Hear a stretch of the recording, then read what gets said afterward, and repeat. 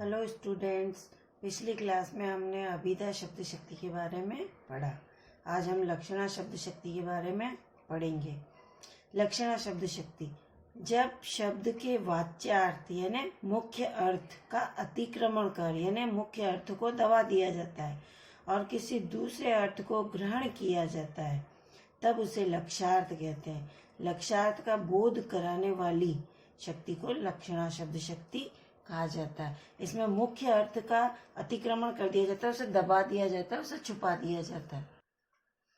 दूसरे शब्दों में इसकी परिभाषा देखिए, जब किसी वक्ता द्वारा कहे गए शब्द के मुख्य अर्थ से अभिष्ट यानी चाहा हुआ अर्थ का बोध न हो, अर्थात शब्द के मुख्य अर्थ में बाधा हो। मतलब कोई भी वक्ता अगर कुछ कह रहा है और उसके मुख्य अर्थ में बाधा उत्पन्न हो रही है हमें समझने में, तो वहां लक्षणा शब्द शक्ति होती है। जिस प्रकार देखिए उदाहरण, मोहन गधा है।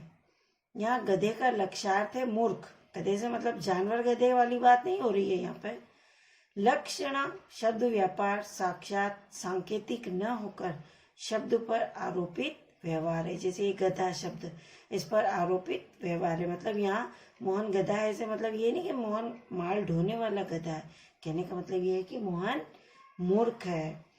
जहाँ इसकी थर्ड डेफिनेशन देखिए, जहाँ मुख्य अर्थ में बाधा उपस्थित होने पर, जैसे अभिधा शब्द शक्ति में तो ये था कि मुख्य अर्थ और सरल अर्थ उसको वाक्य को पढ़ते ही समझ में आ जाता था, और इसमें ये कि मुख्य अर्थ में बाधा उत्पन्न होती है और रूढ़ि अथवा प्रयोजन के आधार पर मुख्य अर्थ से संबंधित अन्य अर्थ को लक्ष्य किया जाता है, वहाँ लक्षणा शब्द शक्ति होती है। जैसे सिंह अखाड़े में उतर रहा है। सिंह से मतलब यहाँ शेर कोई अखाड़े में नहीं उतर रहा है, बल्कि यहाँ सिंह से मतलब है वीर पुरुष के लिए प्रयोजन हुआ है।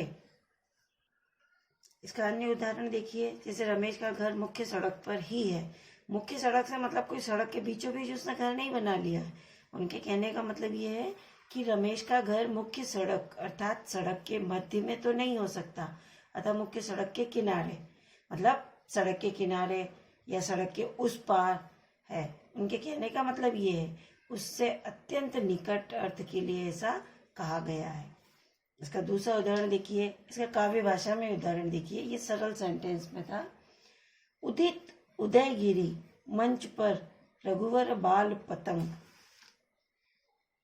यहाँ उदयगिरी रूपी मंच पर, उदयगिरी समझते हो ना, पहाड़, मंच पर राम रूपी प्रभात कालीन सूर्य का उदय दिखाकर उपमेय का उपमान पर अभेद आरोप किया गया है, अतः यहाँ लक्षणा शब्द शक्ति होगी।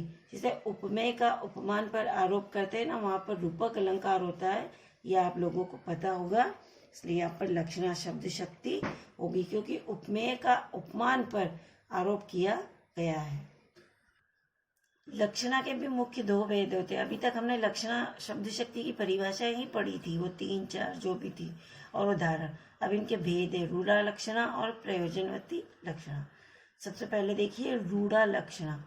जब किसी काव्य, रूढ़ी काव्य ने कविता है, रूढ़ी परंपरा को आधार बनाकर लक्षणा शक्ति का प्रयोग किया जाता है, तो वहाँ रूढ़ा लक्षणा मानी जाती है। जैसे देखिए इसका उदाहरण, भारत जाग उठा। इस वाक्य में भारत से वक्ता का तात्पर्य भारत देश न होकर भारतवासी है। भारत शब्द का भारतवासी अर्थ में प्रयोग कविगण अथवा लेखक करते आ रहे। जब भी हमारी कविता में भारतवासी का प्रयोग होता है, भारत का प्रयोग होता है, तो भारतवासियों के लिए होता है, न कि भारत देश के लिए होता है। इसी रूढ़ी को आधार बनाकर भारतवासियों के सचेत जागरूक होने की बात कही गई है। इसका दूसरा उदाहरण देखिए, तो वहाँ लाठियाँ चल रही है, तो लाठियाँ कोई स्वयं अपने आप नहीं चल रही है, लाठियाँ से लाठी चलाते हुए व्यक्ति का बोध हो रहा है। अब इसका दूसरा प्रयोग देखिए, प्रयोजनवती लक्षणा। जहाँ विशेष प्रयोजन से प्रेरित होकर शब्द का प्रयोग लक्ष्यार्थ में किया जाता है, तो वहाँ प्रयोजनवती लक्षणा मानी जाती है। जिस प्रकार देखिए, आंख उठाकर देखा तो भाले प्रवेश कर रहे थे, नहीं, भाले से यहाँ तात्पर्य भालेधारी सैनिक। इस प्रकार की शब्दावली का प्रयोग काव्य में होता है, तो वहाँ लक्षणा शब्द शक्ति अर्थात युद्ध भूमि में भालेधारी सैनिक प्रवेश कर रहे हैं। यदि हम भाले का अर्थ भाले ही करके रह जाते हैं तो अर्थ में बाधा उत्पन्न हो जाती है। अगर हम भाले को यही माने कि भाले प्रवेश कर रहे हैं तो फिर हमको उसके अर्थ समझने में परेशानी आएगी। हम सोचते रहेंगे कि भाले कैसे प्रवेश कर रहे हैं। यहाँ पे कहने का मतलब है भाले से मतलब सैनिक का है, तो यहाँ पे लक्षणा शब्द शक्ति होगी, अर्थात ये सारी लक्षणा शब्द शक्ति की परिभाषा, उनके भेद और उनके उदाहरण। अब आती है कि मुख्य, ये तीसरी शब्द शक्ति की तीसरा भेद मतलब व्यंजना शब्द शक्ति। इसकी डेफिनेशन देखिए, जब किसी शब्द के अभिप्रेत अर्थ का बोध न हो, मतलब मुख्यार्थ से होता है और न ही लक्ष्यार्थ से।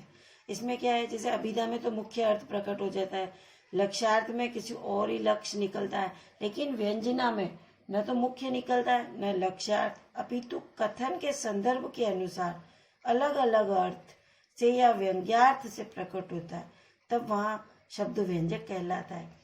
उसके द्वारा प्रकट होने वाला अर्थ व्यंग्यार्थ या ध्वन्यार्थ कहलाता है। ध्वन्यार्थ यानी संकेतार्थ यानी आवाज, तथा उस शब्द शक्ति को व्यंजना शब्द शक्ति कहते हैं।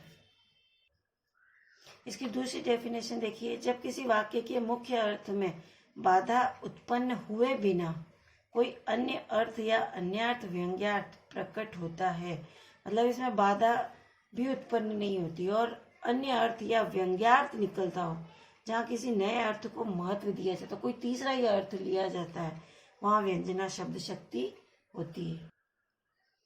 देखिए, जैसे किसी ने अपने साथी से कहा कि संध्या काल के 6 बज गए हैं। इस वाक्य में 6 बजे के अनेक अर्थ लिए जा सकते हैं। जैसे कोई अर्थ लेगा कि अब घर जाना चाहिए, कोई ग्वाला अर्थ लेगा कि गाय के दूध दूहने का समय हो गया, कोई भक्त अर्थ लेगा कि मंदिर में आरती का समय हो गया।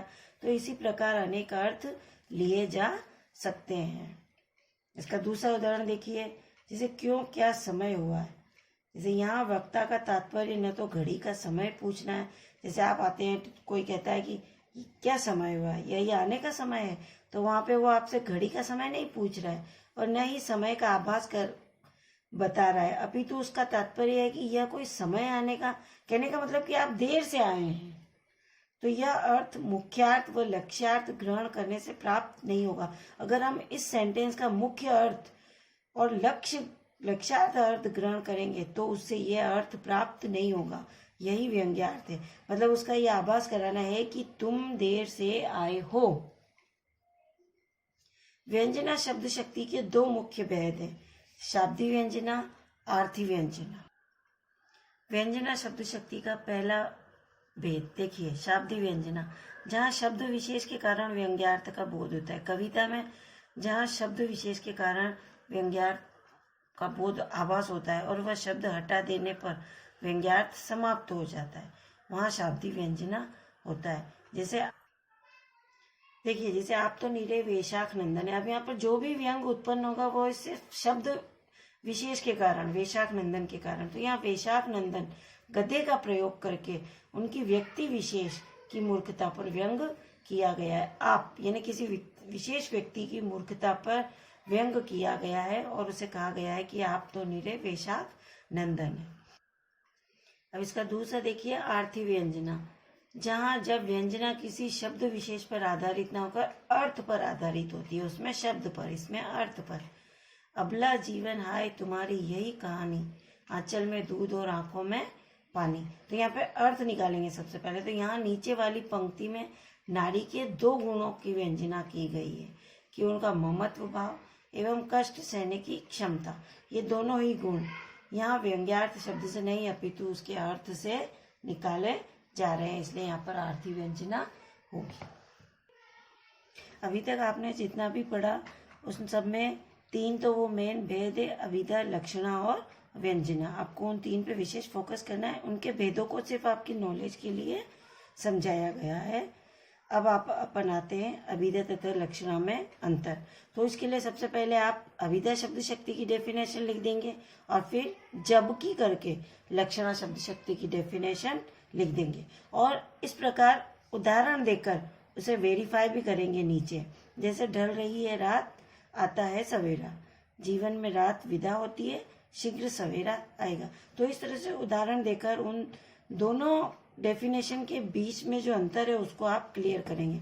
जैसे यहाँ पर देखिए, यहाँ प्रथम वाक्य में रात तथा सवेरा शब्दों का प्रयोग अपने सामान्य या मुख्य अर्थ में हुआ है, जैसे ये है ना, जबकि द्वितीय वाक्य में रात का अर्थ कष्ट या अज्ञान लेना होगा और सवेरा का अर्थ सुख के दिन या ज्ञानोदय ग्रहण किया जाएगा। अतः प्रथम वाक्य में अभिधा शब्द शक्ति का प्रयोग हुआ है और द्वितीय वाक्य में लक्षणा शब्द शक्ति का प्रयोग हुआ। ये इस तरह से आपको उदाहरण के द्वारा वेरीफाई करना होगा। इसी तरह से लक्षणा तथा व्यंजना शब्द शक्ति में अंतर, तो पहले लक्षणा शब्द शक्ति की डेफिनेशन लिख देंगे और फिर जबकि करके उसी के साथ में व्यंजना शब्द शक्ति की डेफिनेशन लिख देंगे और फिर आप एक उदाहरण देकर उसका वेरिफिकेशन करेंगे नीचे। जैसे ये दे रखा है, तन की अटरिया पे चढ़ी आई घास। तो देखिए, इस पंक्ति का सीधा सरल अर्थ होगा कि शरीर की अट्टालिका पर धूप चढ़ रही है, लेकिन लक्ष्य के अनुसार इसका अर्थ होगा कि अब वृद्धावस्था आ गई है। जब वक्ता इस कथन द्वारा यह भाव व्यक्त करना चाहेगा, अब सांसारिक मोह त्याग दो, भजन करने का समय आ गया है, तो यह व्यंग्यार्थ होगा और व्यंजना शब्द शक्ति के द्वारा ही व्यक्त होगा। अब आता है आपका अभिधा तथा व्यंजना में, तो पहले अभिधा शब्द शक्ति की डेफिनेशन लिखिए और फिर जबकि करके व्यंजना शब्द शक्ति की और फिर एक उदाहरण देकर इसका वेरिफिकेशन कीजिए। जैसे देखिए, रमेश पुस्तक पढ़ रहा है, यहाँ प्रत्येक शब्द का मुख्य अर्थ ही प्रकट हो रहा है। सिंपल सा कि भाई रमेश पुस्तक पढ़ रहा है, जैसे मुर्गा बोल रहा है। इसका अगर व्यंग्यार्थ निकालेंगे, जैसे मुर्गा बोल रहा है तो सीधा अर्थ है, लेकिन अगर उसकी व्यंजना शब्द शक्ति के आधार पर उसका व्यंग्यार्थ निकालेंगे तो सवेरा हो गया है, अब जाग जाओ। अर्थात इसमें सामान्य अर्थ ग्रहण करने पर भाव प्रकट नहीं होता है। ये शब्द शक्ति का टॉपिक आपका यहीं समाप्त होता है। वैसे आपको शब्द शक्ति के मुख्य 3 भेदों पर विशेष ध्यान देना है, अभिधा, लक्षणा और व्यंजना। इनके भी भेदों को तो सिर्फ आपकी नॉलेज के लिए समझाया गया है और आपको इन सबको इस तरह से फ्लो चार्ट के माध्यम से लिखना है और इनमें जो अंतर है उसको उदाहरण के द्वारा वेरिफिकेशन करना आवश्यक है। अंतर भी विशेष रूप से एग्जाम में आते हैं। अब ये संपूर्ण कार्य जो आपने अभी तक देखा, चाहे बुक में था चाहे कॉपी में, वो आपको अपनी फेयर कॉपी में सुंदर अक्षरों में लिखना है, लर्न करना है। बाकायदा मैं नोट्स मंगाऊंगी। Thank you.